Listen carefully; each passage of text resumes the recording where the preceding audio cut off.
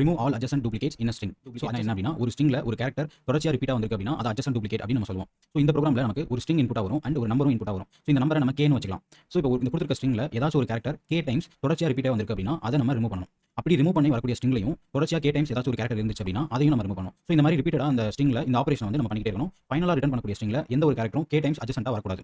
So எக்ஸாம்பிளோட பார்க்கலாம். So இந்த எக்ஸாம்பிள்ல ABCD அப்படிங்கிறது ஸ்ட்ரிங் கே வந்து 2 கொடுத்துருக்கு. ஸோ இதுல எந்த ஒரு கேரக்டருமே 2 டைம்ஸ் வரவே இல்லை. ஸோ எதையுமே நம்ம டெலிட் பண்ண தேவையில்ல. ஸோ இந்த எக்ஸாம்பிள்ல ஏபிசிடி அப்படிங்கிறது ஸ்ட்ரிங் கே வந்து 2 கொடுத்துருக்கு. ஸோ இதுல எந்த ஒரு கேரக்டருமே 2 டைம்ஸ் வரவே இல்லை. ஸோ எதையுமே நம்ம ஸோ இந்த ஒரு எக்ஸாம்பிள் பாருங்க. இதுல கே வந்து 3. ஸோ இதுல 3 டைம்ஸ் இ வந்திருக்கு. அதை நம்ம ஃபர்ஸ்ட் ரிமூவ் பண்றோம். அப்புறம் சி வந்து ஸோ இந்த ஒரு எக்ஸாம்பிள் பாருங்க. இதுல கே வந்து 3. ஸோ இதுல 3 டைம்ஸ் இ வந்திருக்கு. அதை நம்ம ஃபர்ஸ்ட் ரிமூவ் பண்றோம். டைம்ஸ் வந்திருக்கு. அதையும் நம்ம ரிமூவ் பண்றோம். அப்படி ரிமூவ் பண்ணி வர ஸ்ட்ரிங்ல பி 3 டைம்ஸ் வருது. அதை ரிமூவ் பண்ணி வர ஸ்ட்ரிங்ல டி 3 டைம்ஸ் வருது. ஃபைனலி நமக்கு ஏஏ அப்படின்னு நமக்கு அவுட்புட் ஆகுது. ஸோ இந்த மாதிரி ரிப்பீட்டடா நம்ம கே டைம்ஸ் ரிமூவல் வந்து பண்ணிட்டே இருக்கணும். ஃபைனலா வரக்கூடிய ஸ்ட்ரிங்கை நம்ம அவுட்புட்டா ரிட்டர்ன் பண்ணணும். 3 டைம்ஸ் வந்திருக்கு. அதையும் நம்ம ரிமூவ் பண்றோம்.